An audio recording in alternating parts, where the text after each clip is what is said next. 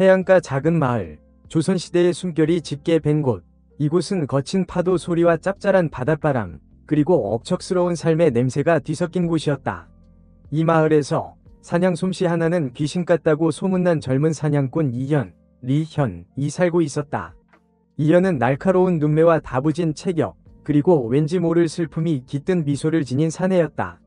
그의 눈꼬리에는 작은 흉터가 하나 있었는데 어린 시절 멧돼지 사냥을 나섰다가 얻은 영광의 상처였다. 이현은 활과 화살, 덫을 놓는 솜씨가 타의 추종을 불허했다. 짐승의 흔적을 쫓고 바람의 방향을 읽고 덫을 놓는 그의 솜씨는 가히 예술의 경지였다. 하지만 이현은 단순히 짐승만 쫓는 것이 아니었다. 그의 눈은 늘 아름다운 여인들을 향했고 그의 마음속에는 정소희, 중소희라는 이름이 깊이 새겨져 있었다. 소희는 마을 어귀주막 근처에 자리한 기방에서 막 춤과 노래를 배우기 시작한 아리따운 기녀였다. 그녀의 앳된 얼굴에는 발그레한 홍조가 떠올라 있었고 살짝 올라간 눈매와 도톰한 입술은 보는 이의 마음을 설레게 했다. 특히 웃을 때마다 쏙 들어가는 보조개는 이현의 심장을 쿵 내려앉게 만들었다. 하지만 소희는 쉽게 곁을 내주지 않았다. 그녀는 새침하고 도도했으며 뭇 사내들의 구애에도 눈 하나 깜짝하지 않았다. 이현은 그런 소희에게 더욱 애가 탔다. 소희를 향한 이현의 마음은 깊은 밤, 몰래 피어나는 달맞이꽃처럼 은밀하고도 뜨거웠다. 소희 아씨, 오늘 밤 달이 참 밝소. 이현은 용기를 내어 소희에게 말을 건넸다. 그는 며칠 전 사냥한 꿩 깃털로 만든 놀이개를 수줍게 내밀었다. 소희는 콧방귀를 뀌며 놀이개를 휙 낚아챘다. 겨우 이런 걸로 내 마음을 얻을 수 있을 것 같소? 쌀쌀맞은 소희의 말에 이현은 풀이 죽었다. 하지만 이현은 포기하지 않았다. 그는 소희의 마음을 얻기 위해 더욱 공을 들였다. 귀한 산삼을 구해다 바치기도 하고 밤마다 기방 창밖에서 몰래 소희의 춤 연습을 지켜보기도 했다. 그러던 어느 날 이현은 마을 숲에서 뜻밖의 인물과 마주쳤다. 바로 박서연, 파크서연이었다. 서연은 이 마을 현감인 박진우, 파크진우의 형수였다. 남편을 일찍 여윈 그녀는 시동생인 박진우의 집에 얹혀 살고 있었다. 서연은 풍만한 몸매와 짙은 눈썹, 그리고 묘한 분위기를 풍기는 여인이었다.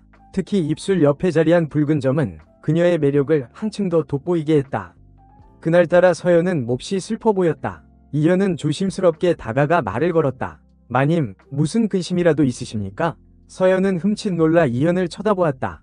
그녀의 눈에는 금방이라도 쏟아질 듯 눈물이 가득 고여 있었다. 소희는 서연은 말을 잇지 못하고 고개를 떨구었다. 이현은 그런 서연을 안쓰럽게 바라보았다. 그는 서연의 슬픔을 달래주고 싶었다. 괜찮으시다면 제게 말씀해 주십시오. 제가 도울 수 있는 일이라면 무엇이든 돕겠습니다. 이현의 따뜻한 말에 서연은 참았던 눈물을 터뜨렸다.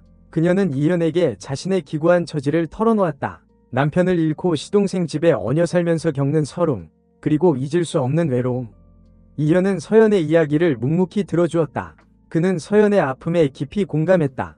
그날 이후 이현과 서연은 종종 숲에서 만났다. 이현은 서연에게 위로가 되어주었고 서연은 이현에게 마음을 열었다. 두 사람 사이에는 묘한 기류가 흘렀다. 어느 깊은 밤 이현은 여느 때처럼 사냥을 나섰다.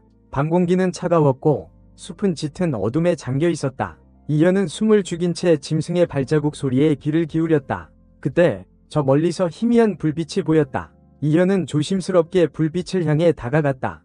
불빛은 작은 오두막에서 새어나오고 있었다. 오두막 안에는 박서연이 술에 취해 엎드려 있었다. 이현은 깜짝 놀라 오두막 안으로 들어갔다. 서연은 술 냄새를 풍기며 횡설수설하고 있었다. 나으리, 왜 저를 이렇게? 서연은 이현을 박진우로 착각하고 있었다. 이현은 당황했지만 이내 서연을 부축했다. 그런데 그때 서연이 이현의 품에 와락 안겨왔다. 그녀의 뜨거운 숨결이 이현의 목덜미에 닿았다. 이현은 온몸이 굳어지는 것을 느꼈다. 나으리, 저를 안아주세요. 서연은 애원하듯 속삭였다. 이현은 갈등했다. 하지만 이성을 잃은 여인의 몸짓은 매혹적이었고 이현은 결국 그 밤 서연과 넘지 말아야 할 선을 넘고 말았다. 다음날 아침 이현은 깨어난 서연의 눈빛에서 당혹스러움과 죄책감을 읽었다.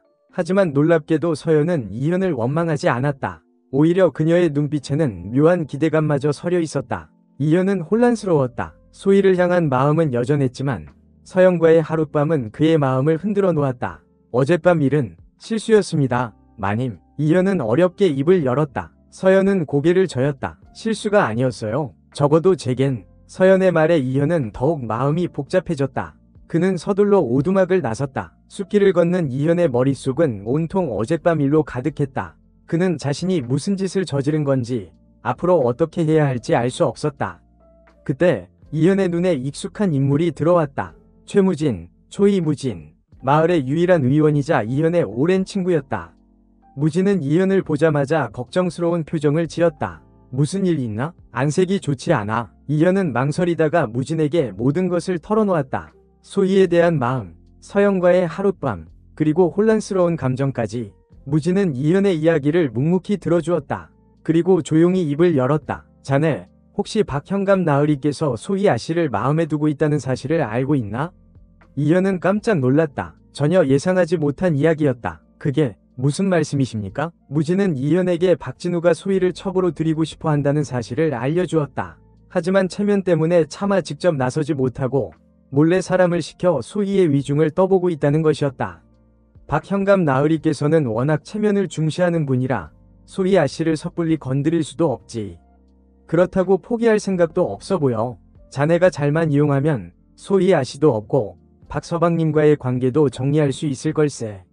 무진의 말에 이현의 눈빛이 번뜩였다. 그는 무진에게 도움을 청했다. 무진은 흔쾌히 고개를 끄덕였다. 두 사람은 머리를 맞대고 은밀한 계획을 세우기 시작했다. 며칠 후 이현은 박진우를 찾아갔다. 이현은 박진우에게 자신이 소희의 마음을 얻을 수 있는 비책이 있다고 말했다. 나으리, 소희 아씨는 보통 여인이 아닙니다. 웬만한 선물이나 말로는 꿈쩍도 하지 않을 겁니다. 그럼 어쩌란 말인가? 박진우는 답답하다는 듯 물었다. 이현은 의미심장한 미소를 지으며 말했다. 소희 아씨는 영웅을 좋아합니다. 강인하고 용감한 남자에게 마음을 빼앗기는 법이지요. 영웅이라. 박진우는 턱을 쓰다듬으며 생각에 잠겼다. 이현은 이때다 싶어 말을 이었다. 나으리, 제가 묘책을 하나 생각해냈습니다. 오늘 밤 마을에 큰 잔치를 열고 소희 아씨를 초대하십시오. 그리고 이현은 박진우에게 자신의 계획을 자세히 설명했다. 박진우는 이현의 계획을 듣고 처음에는 망설였지만 곧 흥미를 보였다.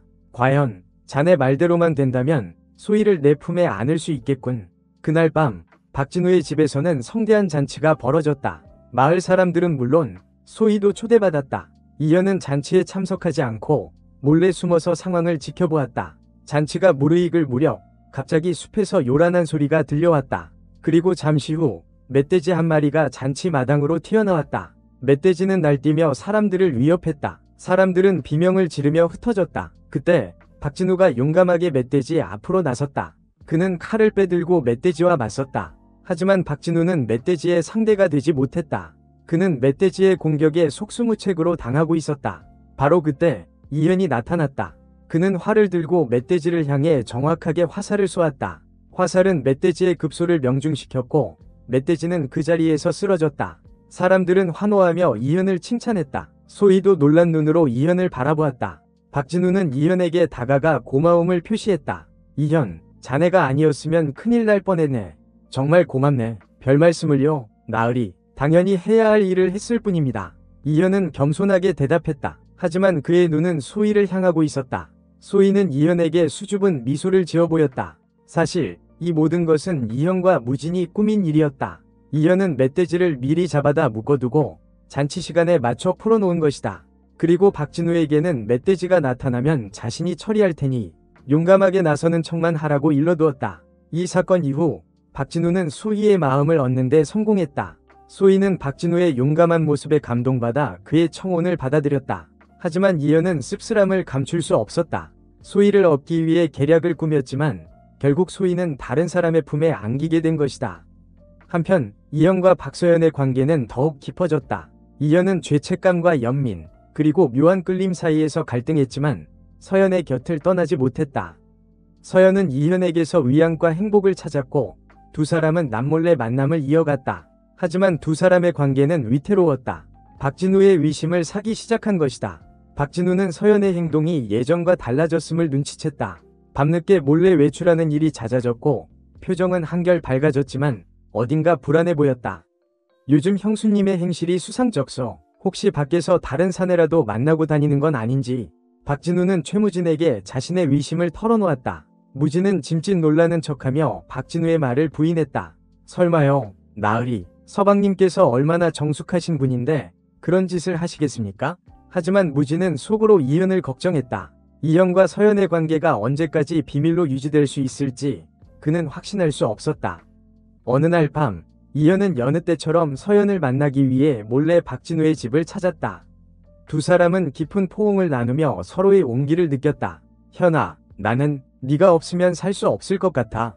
서연은 이현의 품에 안겨 떨리는 목소리로 말했다. 이현은 서연의 머리를 쓰다듬으며 그녀를 안심시켰다. 저도 마찬가지입니다, 마님. 하지만 우리는 조심해야 합니다. 박현감 나으리께 들키기라도 하는 날에는.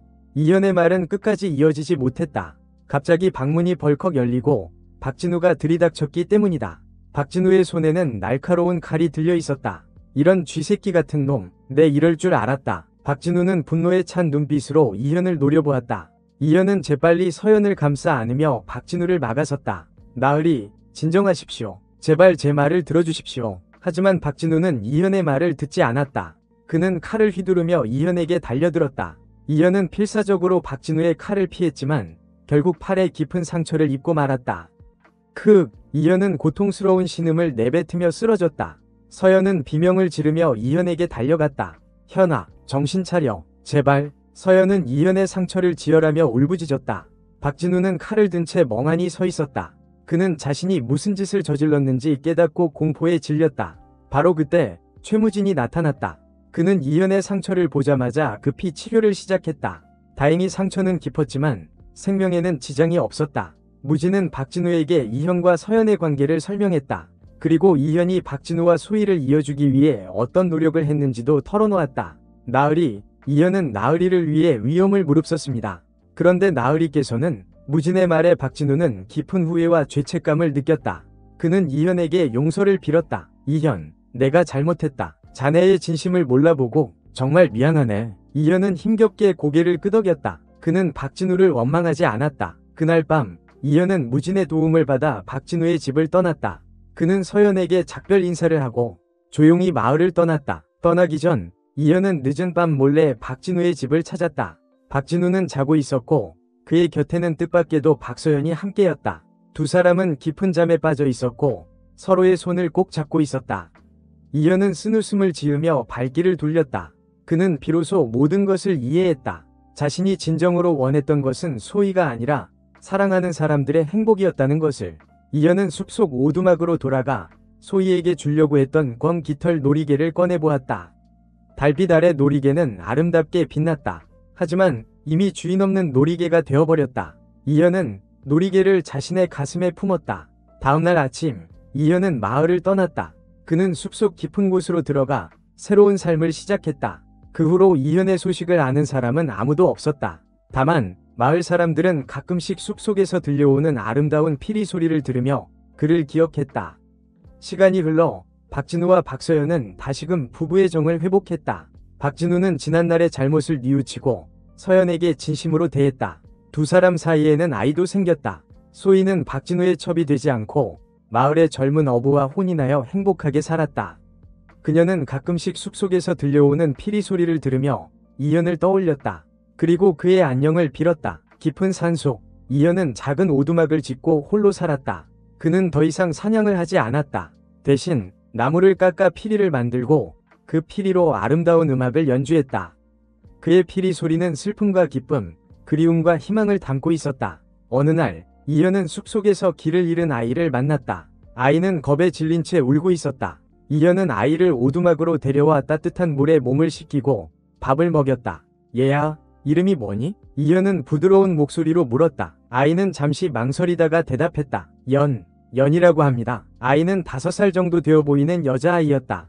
똘망똘망한 눈망울과 해맑은 미소가 이현의 마음을 따뜻하게 만들었다. 이현은 아이에게 옷을 갈아입히고 피리를 불어주었다. 아이는 이현의 피리 소리에 귀를 기울이며 잠이 들었다. 다음날 이현은 아이를 마을로 데려다주기 위해 길을 나섰다. 하지만 아이는 이현의 곁을 떠나려 하지 않았다. 아저씨, 저랑 같이 살면 안 돼요? 아이는 이현의 옷자락을 잡고 애원했다. 이현은 잠시 망설였다. 그는 혼자 사는 삶에 익숙해져 있었고 아이를 키울 자신도 없었다. 하지만 아이의 간절한 눈빛을 외면할 수 없었다. 그래, 그러자. 우리 같이 살자. 이현은 아이를 품에 안고 따뜻하게 말했다. 아이는 이현의 품에 안겨 활짝 웃었다. 그날 이후 이현은 아이와 함께 살았다. 그는 아이에게 글과 그림, 그리고 피리 부는 법을 가르쳤다. 아이는 씩씩하고 밝게 자랐다. 이현은 아이를 통해 새로운 삶의 의미를 찾았다. 시간이 흘러 아이는 아름다운 처녀로 성장했다. 이현은 그런 아이를 바라보며 뿌듯함을 느꼈다. 하지만 그는 한편으로 불안감을 감출 수 없었다. 언젠가는 아이가 자신의 곁을 떠날 것이라는 생각 때문이었다. 어느 날 이현은 아이에게 자신의 과거를 털어놓았다. 그는 자신이 누구이며 왜 숲속에서 혼자 살게 되었는지, 그리고 아이를 만나기 전까지 어떤 삶을 살았는지. 아이는 이현의 이야기를 묵묵히 들어주었다. 그리고 조용히 입을 열었다. 아저씨, 저는 아저씨의 과거가 어떠했든 상관없어요. 저에게는 아저씨가 세상에서 가장 소중한 분이에요. 아이의 말에 이현은 뜨거운 눈물을 흘렸다. 그는 비로소 자신의 과거를 딛고 새로운 삶을 시작할 수 있겠다는 희망을 품게 되었다. 몇 년 후 아이는 마을의 젊은 의원과 혼인하여 행복하게 살았다. 이현은 숲속 오두막에 남아 여전히 피리를 불며 살았다. 그의 피리 소리는 예전보다 더 깊고 아름다워졌다. 어느 늦은 밤 이현은 조용히 눈을 감았다. 그의 얼굴에는 평화로운 미소가 번져 있었다. 그의 손에는 그가 평생 동안 소중하게 간직해온 꿩 깃털 놀이개가 들려 있었다. 이현은 비록 소위와 맺어지지는 못했지만 진정한 사랑과 행복을 찾은 삶이었다. 그의 삶은 한편이 아름다운 이야기처럼 그렇게 끝을 맺었다. 산속 깊은 곳에서 울려 퍼지던 한 남자의 피리 소리는 더 이상 들을 수 없었지만 그가 남긴 사랑과 헌신은 영원히 사람들의 기억 속에 남아있을 것이다. 특히 한때 그의 품에 안겨 잠들었던 작은 소녀는 그를 영원히 잊지 못할 것이다. 밤하늘에는 수많은 별들이 반짝였다. 마치 이현의 삶처럼 어둠 속에서도 빛나는 아름다운 별들이었다. 바람결에 실려오는 은은한 꽃향기는 그의 영혼이 자유롭게 하늘을 나는 듯했다. 그리고 그가 남긴 피리 소리는 여전히 숲속에 남아 바람을 타고 세상 곳곳으로 퍼져나갔다. 그 소리는 슬픔과 기쁨, 그리움과 희망, 그리고 사랑과 용서를 담고 있었다. 이현의 피리 소리는 영원히 멈추지 않을 것이다. 시간이 흘러 박진우와 박서연은 늦둥이 아들을 낳았다. 아이의 이름은 파크현이라고 지었다. 박현은 총명하고 건강하게 자랐다. 박진우는 지난날의 과오를 반성하고 현명하고 백성을 위하는 현감으로 거듭났다. 그는 더 이상 체면이나 욕심에 얽매이지 않고 진정으로 백성을 위한 정치를 펼쳤다. 박서연 또한 행복한 나날을 보냈다. 남편의 사랑과 아들의 재롱에 그녀의 얼굴에는 웃음꽃이 떠나지 않았다. 그녀는 가끔씩 숲속에서 들려오는 피리 소리를 들으며 이현을 떠올렸다. 그리고 그의 행복을 빌었다. 정소희는 어부와 혼인하여 딸 하나, 아들 하나를 낳고 알콩달콩 살았다. 그녀는 더 이상 기방에서 춤을 추지 않았지만 여전히 아름다운 자태를 유지했다. 그녀는 가끔씩 남편과 아이들과 함께 바닷가에 나가 뱃사람들이 부르는 노래를 들으며 행복한 미소를 지었다. 최무진은 여전히 마을 사람들의 건강을 돌보며 존경받는 의원으로 살았다. 그는 가끔씩 이현이 떠난 숲을 바라보며 그의 안부를 궁금해했다. 하지만 그는 이현이 어디에 있든 행복하게 살고 있을 것이라고 믿었다. 세월은 손살같이 흘러 어느덧 10여 년이라는 시간이 흘렀다. 박진우는 늙고 병들어 자리에 눕게 되었다. 그는 죽음을 앞두고 박서연과 아들 박현을 불렀다. 내가 죽거든 숲속 오두막에 가보시오. 박진우는 힘겹게 말을 이었다. 그곳에 가면 내가 왜 이런 말을 하는지 알게 될 것이오. 박진우는 말을 마치고 조용히 눈을 감았다. 박서연과 박현은 슬픔에 잠겨 박진우의 마지막 길을 배웅했다. 장례를 치른 후 박서연은 박현과 함께 숲속 오두막을 찾아 나섰다. 두 사람은 험한 산길을 헤치고 깊은 숲속으로 들어갔다. 마침내 그들은 낡은 오두막 한 채를 발견했다. 오두막 안은 깨끗하게 정돈되어 있었다. 하지만 사람의 흔적은 느껴지지 않았다. 박서연은 오두막 구석에 놓인 작은 상자를 발견했다. 상자 안에는 낡은 피리 하나와 꿩 깃털 놀이개, 그리고 빛바랜 편지 한 통이 들어있었다. 편지는 이현이 박진우에게 쓴 것이었다. 이현은 편지에서 자신의 모든 과거와 진실을 밝혔다. 그는 박진우와 박서연의 행복을 위해 자신이 희생했으며 두 사람의 앞날을 축복한다는 내용을 담담하게 적었다. 편지를 읽은 박서연은 뜨거운 눈물을 흘렸다. 그녀는 이현의 깊은 사랑과 헌신에 감동했다. 박현 또한 이현의 이야기에 깊은 감명을 받았다. 어머니, 이현 아저씨는 정말 훌륭한 분이셨군요. 박현은 존경스러운 눈빛으로 말했다. 박서연은 고개를 끄덕였다. 그래, 현아. 그는 진정한 사랑이 무엇인지 보여준 사람이었어. 박서연과 박현은 오두막을 깨끗하게 청소하고 이현의 피리와 놀이개를 소중하게 간직했다. 그리고 마을로 돌아와 이현의 이야기를 사람들에게 전했다. 이현의 이야기는 마을 사람들에게 큰 감동을 주었다. 사람들은 이현의 숭고한 사랑과 희생정신을 기리며 그를 영원히 기억했다. 그 후로 마을 사람들은 매년 봄이 되면 숲속 오두막에 모여 이현을 추모하는 작은 제사를 지냈다. 제사상에는 이현이 좋아했던 꿩고기와 맑은 술, 그리고 아름다운 꽃들이 놓였다. 그리고 마을 사람들은 이현이 남긴 피리 소리를 들으며 그의 영혼을 위로했다. 밤하늘에는 여전히 수많은 별들이 반짝이고 있었다. 그리고 숲속에서는 마치 이현이 살아 돌아온 듯 아름다운 피리 소리가 은은하게 울려 퍼지고 있었다. 그 소리는 영원히 멈추지 않을 것처럼 바람은 부드럽게 나뭇잎을 흔들었고 이름 모를 새들은 맑은 목소리로 노래했다. 마치 이현의 영혼이 그곳에 머물며 사람들의 행복을 빌어주는 듯했다. 시간은 멈추지 않고 흘렀다. 박현은 장성하여 아버지의 뒤를 이어 현감이 되었다. 그는 아버지 박진우보다 더 훌륭한 정치를 펼쳤다. 백성들을 위한 선정을 베풀고 억울한 사람이 없도록 공정한 판결을 내렸다. 박서연은 아들 박현을 자랑스럽게 여기며 평화로운 노년을 보냈다. 그녀는 여전히 이현을 잊지 못했지만 그의 사랑을 가슴속 깊이 간직한 채 살아갔다. 정소희는 남편과 함께 어부일을 하며 행복한 가정을 꾸렸다. 그녀의 자녀들은 건강하고 씩씩하게 자랐다. 그녀는 가끔씩 숲속에서 들려오는 피리 소리를 들으며 젊은 시절의 추억을 떠올렸다. 최무진은 늙어 은퇴했지만 여전히 마을 사람들의 존경을 받았다. 그는 박현에게 위술을 가르치고 백성들을 위한 위료 봉사를 계속했다.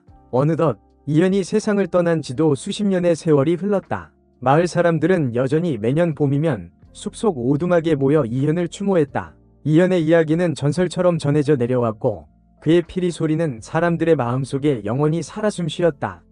어느 해 봄, 박현은 숲속 오두막에서 특별한 제사를 준비했다. 그는 이현의 피리를 들고 직접 연주하기 시작했다. 서툴지만 진심이 담긴 연주였다. 피리 소리는 숲속 가득 울려 퍼졌다. 마치 이현이 살아 돌아와 연주하는 듯 아름답고 감동적인 선율이었다. 마을 사람들은 눈을 감고 피리 소리에 귀를 기울였다. 그들의 마음속에는 이현에 대한 그리움과 존경심이 가득했다. 그때 하늘에서 맑은 빛이 쏟아져 내렸다. 빛은 오두막 주변을 감싸 안으며 따뜻하고 신비로운 분위기를 자아냈다. 사람들은 놀란 눈으로 하늘을 바라보았다. 빛 속에서 이현의 모습이 나타났다. 그는 젊은 시절의 모습 그대로 환한 미소를 짓고 있었다. 이현은 손짓으로 사람들에게 인사를 하고 천천히 하늘로 올라갔다. 이현 아저씨, 어린 시절 이현의 품에 안겨 잠들었던 연희는 이제 할머니가 되어 눈물을 글썽이며 이현을 불렀다. 다른 사람들도 모두 눈물을 흘리며 이현의 마지막 모습을 지켜보았다. 이현은 하늘 높이 올라가 작은 별이 되었다. 그 별은 밤하늘에서 가장 밝게 빛나며 마을 사람들을 비추었다. 사람들은 그 별을 보며 이현의 사랑과 희생을 영원히 기억할 것이다. 그리고 숲속에서는 여전히 아름다운 피리 소리가 울려 퍼지고 있었다. 그 소리는 이현의 영혼이 살아 숨쉬며 세상 모든 이들의 행복을 빌어주는 듯했다. 밤하늘의 별들은 반짝이고 바람은 부드럽게 속삭였다. 숲은 평화롭고 아름다웠다. 그리고 이현의 이야기는 영원히 끝나지 않을 것이다.